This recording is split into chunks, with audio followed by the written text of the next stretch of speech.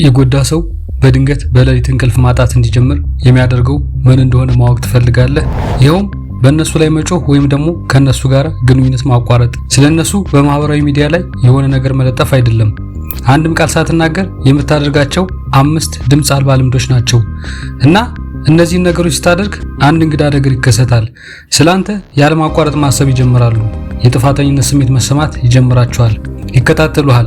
አንዳንዶቹ ደግሞ ይቅርታ ለመጠየቅ ወደ አንተ ይመጣሉ። ነገር ግን ዋናውና ምርጡ ክፍል እዚህ ላይ ነው። ያጡትን ነገር በሚረዱበት ጊዜ አንተ ቀድሞውኑ ምርጥ ህይወትህን በመኖር ተጠምደህ ስለምትሆን እነሱን መልሰህ አትፈልጋቸውም። ስለዚህ እነዚህ 5 ልምዶች ምን እንደሆኑ በትክክል ላሳይህ። ይህ ነገር ሁሉንም ይለውጠዋል። አንደኛ፣ እንደ ባዕድ ሰው መቁጠር ወይም ማስተናገድ። ይህ የመጀመሪያው በጣም ጠንካራ እርምጃ ነው። ከጎዱ በኋላ አትናደድም፣ አታዝንም፣ ምንም አይነት ስሜት አታሳይም። ልክ እንደማታውቀው ባዕድ ሰው ትቆጥራቸዋለህ። መንገድ ላይ ካያቸው ዝም ብለህ ታልፋለህ። ካስፈለገ ደግሞ በራስህ ቀና በማለት ወይም ፈጠን ባለ ሰላምታ ብቻ ታጅበህ እንደ ማንኛውም ተራ ሰው ጉዞን ትቀጥላለህ። ስሜት ማሳየት የለም፣ ረጅም ንግግር የለም፣ የቆየ ትዝታን ማንሳትም የለም። በቃ ምንም ነገር የለም። ጨዋ ግን እንደ በረዶ ቀዝቃዛ ትሆናለህ። ይህ አእምሯቸውን በሚሊዮን ወደሚቆጠር ቁርጥራጭ ይሰባብረዋል።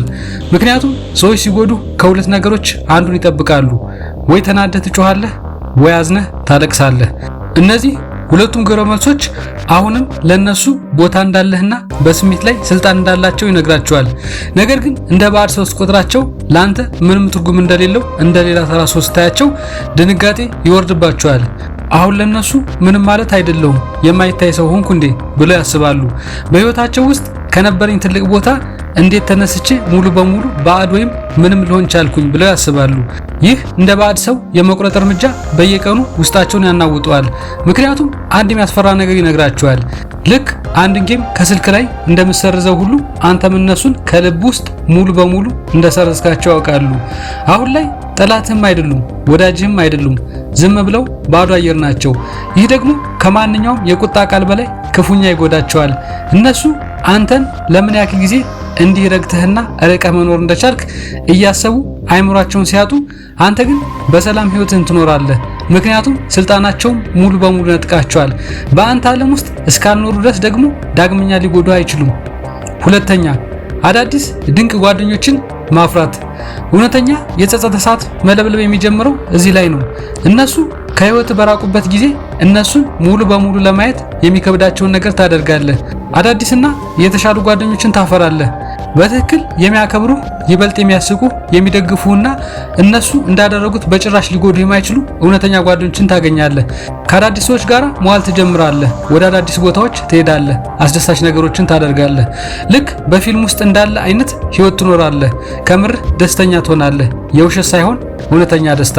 በፎቶዎች ውስጥ እንኳን ጠልቆ የሚታይ በሰው ሳቅ ውስጥ የሚሰማ አይነት እውነተኛ የደስታ ስሜት። ይህ ከውስጥ ያፈርሳቸዋል። ማህበራዊ ሚዲያን በድብቅ መከታተል ጀምራሉ። በእነዚህ ሁሉ አዳዲስ ሰዎች ተከበህ ያዩሃል። ከምን ጊዜውም በላይ በሰፊው ፈገግ ስትል ይመለከቱሃል። ቤት ውስጥ ተቀምጠህ ስለነሱ እንደማታለቅስ ይረዳሉ። በዚህ ጊዜ አይምሯቸው በጥያቄዎች መጮህ ይጀምራል። እነዚህ ሰዎች እነማን ናቸው? ለምንድነው አብረው እንዲህ ደስተኛ ሆኑት? እያሉ ይጨነቃሉ። በፍጥነት ተኩኝ፣ ለመሆኑ እኔን መርሳት እንዲቀላል ነው እያሉ ይጠይቃሉ። አዲሶቹ ጓደኞች በሚገባ ሁኔታ ሲንከባከቡ ሲያዩ አንድ የሚያም እውነታ ይገለጥላቸዋል። የዚህ አስደሳች ህይወት አካል መሆን ይችሉ ነበር፣ ነገር ግን እነሱ አንተን መጉዳት መረጡ። ጥሩ ሰው፣ ታማኝና ሁሌም ከጎን የሚቆም ሰው አጥቻለሁ። ራሴው በገዛ እጄ ጣልኩት። አሁን ግን እነሱ በትክክል የሚያደንቋቸው ሰዎች አሏቸው። እኔ ግን ወደ ውጭ ተገፍቼ ከሩቅ እመለከታለሁ ብለው ማሰብ ይጀምራሉ። ይህ በጸጸት የተለወሰ ቅናት በጣም መጥፎ ስሜት ነው። ቀስ በቀስ ውስጣቸውን ይበላቸዋል። ያለ እነሱ ያገኘው አዲስ ህይወትህ ችግሩ እነሱ እንጂ አንተ እንዳልነበርክ ሕያው ምስክር ነው። ጥሩ ህይወትን ለመኖር እነሱ አያስፈልጉም ነበር።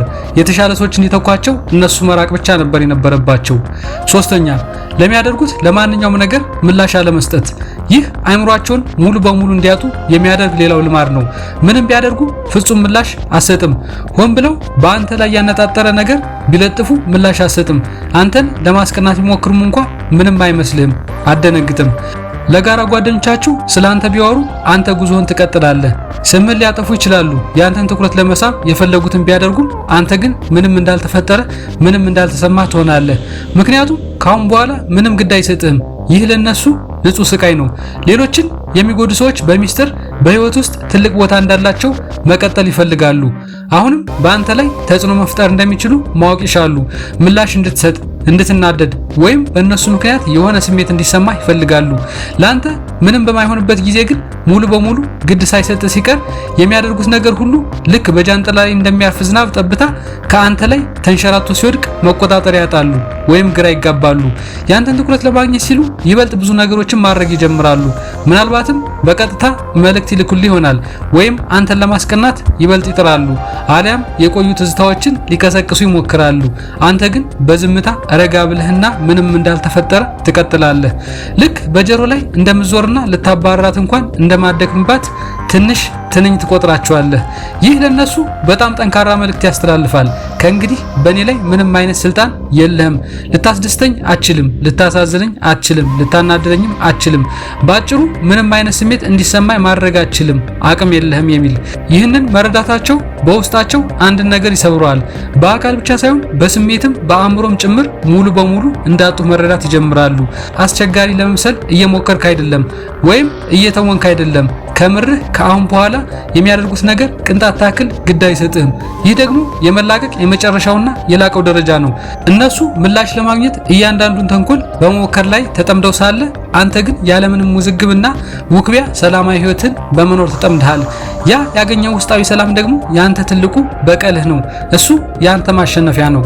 አራተኛ፣ ስለነሱ በጭራሽ መጥፎ አለማውራት። አሁን ይህ ልማድ እብደት ሊመስል ይችላል፣ ነገር ግን በሚስጥር ሲታይ ከሁሉ በላይ በጣም ኃይለኛ የሆነው እሱ ነው። ሰዎች ስለተፈጠረው ነገር እንዴት እንደጎዱ ወይም ስለነበረው ውዝግብ ሲጠይቁ ስማቸውን አታጥፋ፣ አታናንቃቸው ወይም መጥፎ ስም አትስጣቸው። ምን ያክል መጥፎ ሰዎች እንደሆኑ ለሁሉም አታውራ። ስለነሱ በማህበራዊ ሚዲያ ላይ አትለጥፍ ወይም ለሚሰማ ሰው ሁሉ ብሶትህን ማውረድ የለብህም። ይልቁንም ቀለል አድርገህ አልተሳካም፣ አልገጠምንም፣ አሁን ግን ይበልጥ የተሻሉ ነገሮች ላይ ትኩረት አድርጌያለሁ የሚል አጭር ምላሽ ብቻ ሰጠህ ትተዋቸዋለህ። ረጋ ያለና ጨዋነት የተሞላበት ምላሽ ከንጹህ ወርቅ የተሰራውን የላቀውን የህይወት መንገድ ትመርጣለህ። ይህ እያንዳንዱ ሰው ግራ ያጋባል፣ በተለይም አንተን የጎዳህን ሰው። ምክንያቱም እነሱ አንተ እንድትቆጣና ምን ያክል አስቀያሚ ሰዎች እንደሆኑ ለሁሉም እንድታወራ ጠብቀው ነበር። ስማቸውን ወይም ክብራቸውን ለማጥፋት ብትነሳ እንኳን ምናልባትም አስቀድመው ተዘጋጅቶ ሊሆን ይችላል። አንተ ግን ይህንን አታደርግም። ስለነሱ ዝምታን ትመርጣለህ። ጥሩም ይሁን መጥፎ ምንም አይነት ትኩረት አሰጣቸውም። ይህ ወሬ ደግሞ ተመልሶ እነሱ ጋር ይደርሳል። የጋራ ጓደኛችሁ ሄዶ ታውቃለህ፣ ስላንተ ምንም መጥፎ ነገር አላለም፣ እንዲያውም ጨርሶ ምንም አላወራም፣ ዝም ብሎ ህይወቱን ቀጥሏል ይላቸዋል። ይህ በከፍተኛ ፍጥነት እንደሚጓዝ ከባድ መኪና መጥቶ ይመታቸዋል። ምክንያቱም ዝምታ ከስድብ በላይ እጅግ የበረታ ኃይል አለው። ረግተህና ጨዋ ሆነ ስትቀጥል ራሳቸውን ወደ መመልከት እንዲመለሱ ያደርጋቸዋል። ነገሩን አጋኖታል ብለው ሊወቅሱ አይችሉም። ውሸት እያስወራ ነው ሊሉም አይችሉም። ከጥፋተኝነት ስሜታቸው ሊያወጣቸው የሚችል ምንም አይነት ውዝግብ በሌለበት ሁኔታ የሰሩትን በደል ብቻቸውን ተቀምጠው እንዲጋፈጡት ይገደዳሉ። በዚህ ጊዜ ካደረስኩባቸው በደል በኋላ እንኳን እኔን መልሰው ለመጉዳት አልሞከሩም። አክባሪና ደግ ሆነው ቀጥለዋል። ለመሆኑ እንዴት ያለ አስደናቂ ሰው ነው ያጣሁት ብለው ማሰብ ይጀምራሉ። ያንተ ጨዋነትና ብስለት ይበልጥ የባሰ ስሜት እንዲሰማቸው ያደርጋቸዋል። ምክንያቱም ሁልጊዜም አንተ የተሻልከውና የበሰልከው ሰው እንደነበርክ ያሳያቸዋል። ሁልጊዜም አብሮ ሊቆይ የሚገባ ውድ ሰው እንደነበርክና እነሱ ግን ዋጋውን ስላልተረዱ ብቻ ውድ የሆነን ነገር እንዳባከኑ ይገለጥላቸዋል። አሁን ሁሉም ሰው አንተ ነገሮችን በጨዋነትና በማስተዋል ያስክ እውነተኛ ሰው አድርጎ ያይሃል። እነሱ ግን አንተን በገዛ እጃቸው ያጡ መጥፎ ሰዎች አድርገው ራሳቸውን ይመለከታሉ። ስለነሱ የመረጥከው ዝምታ ከማንኛውም ስድብ በላይ ድምፁ ከፍ ብሎ ይጮሃል። አምስተኛ፣ በልብህ ሙሉ በሙሉ ይቅር ማለት። እነሆ የመጨረሻው ልማድ፣ እሱም ከሁሉም በላይ እጅግ ኃይለኛው ነው። በልብህ ጥልቅ ክፍል ውስጥ በዝምታና በሚስጥር ይቅር ትላቸዋለህ። ይህንን የምታደርገው እነሱ ይቅርታ ስለሚገባቸው ወይም ይቅርታ ስለጠየቁ አይደለም፣ አሊያም እነሱ ተመልሰው እንዲመጡ ስለምትፈልግ አይደለም። ይቅር የምትላቸው ራስህን ነፃ ለማውጣት ብቻ ነው። ይህንን የቁጣ ሸክም አውርደህ ለመጣል፣ ጥላቻን መሸከምህን ለማቆምና ያደረጉትን ነገር ያንተን ሐሳብና ስሜት መቆጣጠሩን እንዲያበቃ ለማድረግ ነው።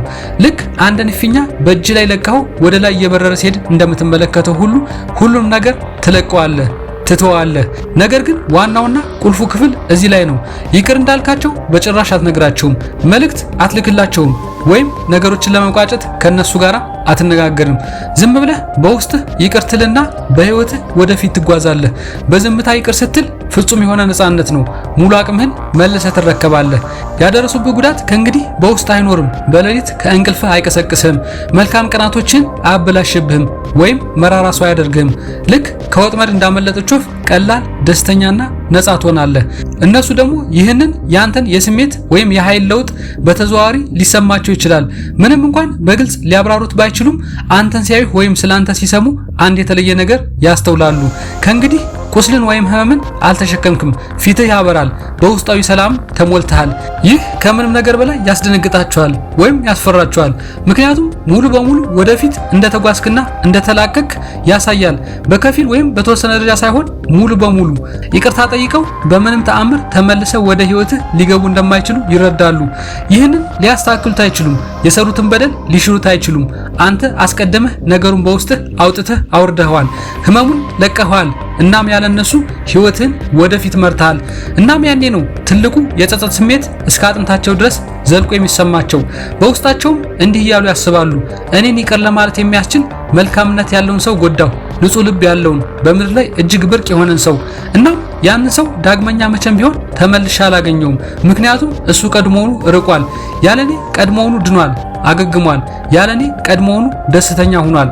አየህ፣ ያንተ ይቅርታ ለነሱ አልነበረም፣ ለራስ የሰጠኸው የነጻነት ስጦታ ነበር እንጂ። ነገር ግን ይህ ያንተ ስጦታ ለነሱ ትልቁና የመጨረሻው ጥፋታቸው ወይም ኪሳራቸው ይሆናል። ምክንያቱም በጥልቀት የሚወደድና ቢጎዳ እንኳን ይቅር ለማለት የሚያስችል ትልቅ ልብ ያለውን ሰው ለዘላለም አጥተዋልና። ለወደፊት እንደዚህ አይነት ማንም የማይነግራችሁ በጣም ጠቃሚ መልእክቶችን እንዳጋራችሁ ሰብስክራይብ እንዲሁም ላይክ እና ሼር በማድረግ አጋርነታችሁን ግለጹልኝ። ስለተከታተላችሁኝ አመሰግናለሁ።